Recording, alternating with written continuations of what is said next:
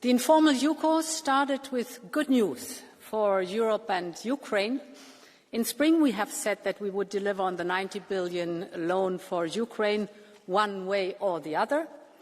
Now we made good on this promise. We will disburse the first tranche of 45 billion euros for 2026, still this quarter. 1/3 for budgetary needs and 2/3 go to Ukraine's defence.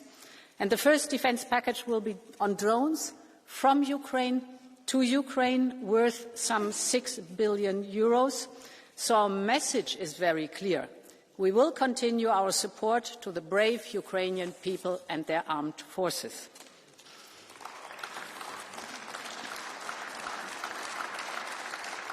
While Russia is doubling down on its aggression, Europe doubles down on our support for Ukraine. That day, we also adopted the 20th sanction package. And yes, the sanctions are biting. They have a biting effect on the Russian economy, with inflation increasing and interest rates skyrocketing.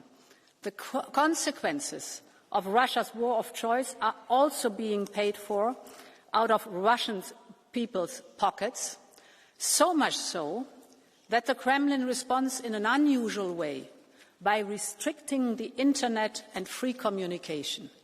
So much so that Russians feel that they live behind an iron curtain again, this time a digital iron curtain.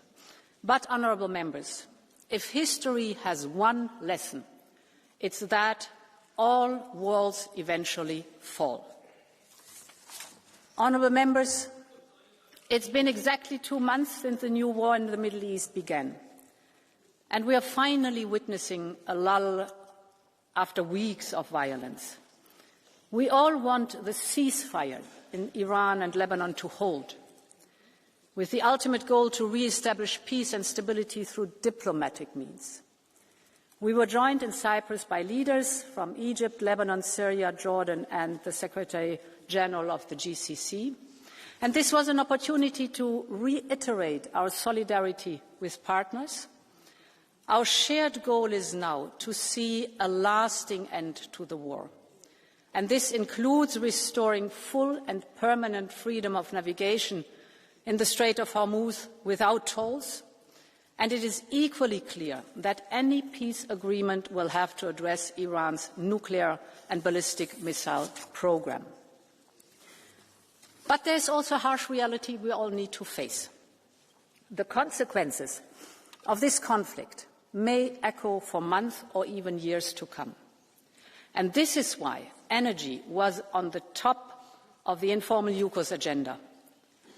This is the second energy crisis within 4 years. And the lesson should be very clear. Our overdependency on imported fossil fuels makes us vulnerable. And let me give you 2 figures. In just 60 days of conflict, our bill for fossil fuel imports has increased by over 27 billion euros, without one single molecule of energy in addition. So the way forward is obvious. We must reduce our overdependency on imported fossil fuels, and we must boost our homegrown, affordable, clean energy supply from renewables to nuclear in full respect of technology neutrality. Already today, member states with more low-carbon sources in their energy mix are less impacted by the crisis. Take a country like Sweden. If there the gas price increases by €1 per megawatt hour, the electricity bill only increases by 0.04 euros per megawatt hour. Because almost all of Sweden's electricity comes from renewables and nuclear. So this is how we insulate ourselves from future shocks, and this is the path to independence of Europe. Honourable members, as I said, every member state has a different energy mix. Therefore, a blanket solution, one size fits all, to address the current crisis would simply not work. And this is why last week we presented a whole toolbox of measures that can be combined differently in different parts of the Union. And I want to focus on 3 sets of measures. The first is increased coordination at the European level. At the start of the previous energy crisis, there was a rush to the gas markets, and this contributed to driving prices up. We basically were competing against ourselves at the global market. That's why at that time we stepped up European coordination, for instance with common gas procurement.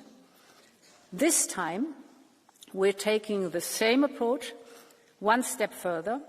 We propose stronger coordination not only in filling national gas storage, but also when it comes to fuel reserves, especially jet fuels and diesel, where markets are tightening.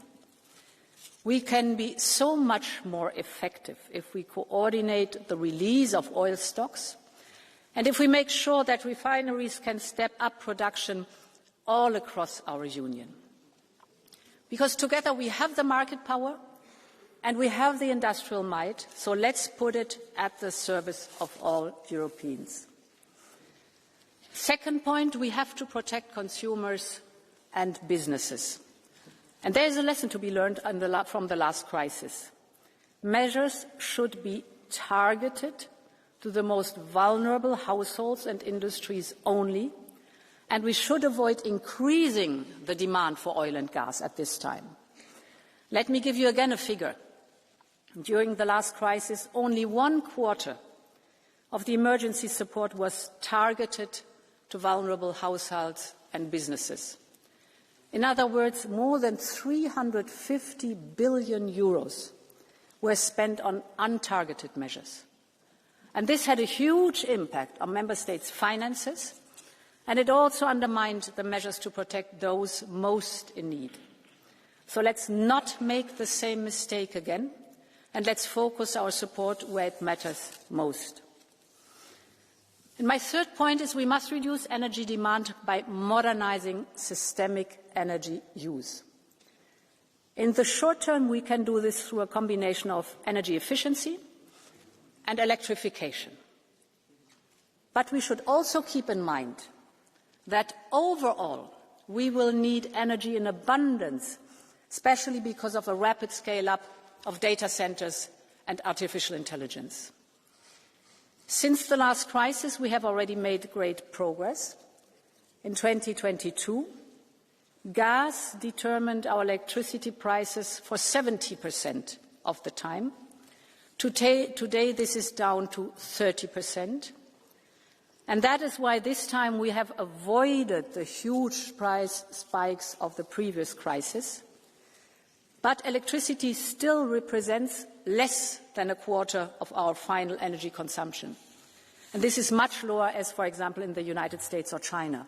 So this has to and this will change. A continent like ours, with limited fossil fuels resources, should lead the world on electrification. This is the reason why last December we proposed the grids package. Its goal is to make our energy and infrastructure fit for the electrification age. And I'm very glad that last week in Cyprus, the European Parliament, the Council agreed to speed up the negotiations. And as a next step, we will put forward our Electrification Action Plan by the summer with an ambitious electrification target.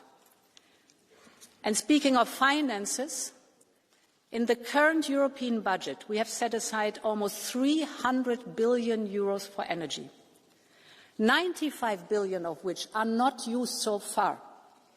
I know I'm preaching here almost in the wrong church, but let us use this to make the switch now to electricity, not just in transport, but also in industry and in heating.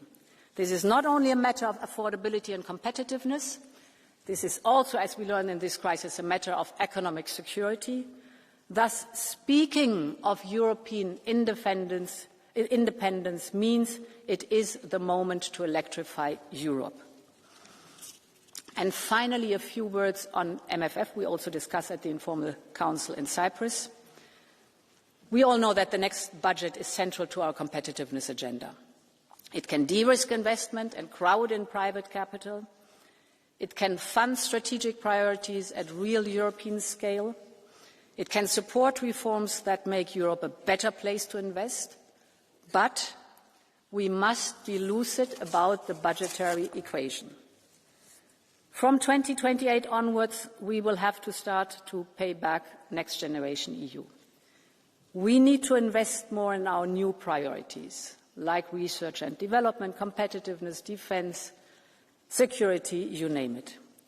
We want to sustain funding for EU's long-standing priorities, that is cohesion and the CAP. And we want to keep national contributions in check. If this is the case, all four elements, the budgetary equation is clear.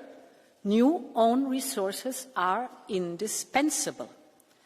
Without them, the choice is stark: higher national contributions or lower spending, in other words, less Europe exactly when more Europe is needed.